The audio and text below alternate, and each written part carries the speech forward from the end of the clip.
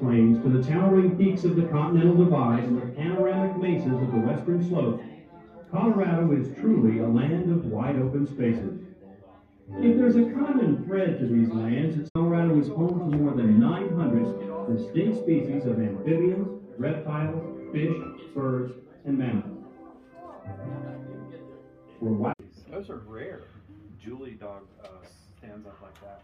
No way. It's a ringtone. As you want, simply Little wildlife. foxes. That's exactly what it looks like, but that's not what it is. The taxidermist made it look like a fox, but does he have dog legs? Neat. Oh. Chihuahua. You said it. Julie's cousin. Yeah,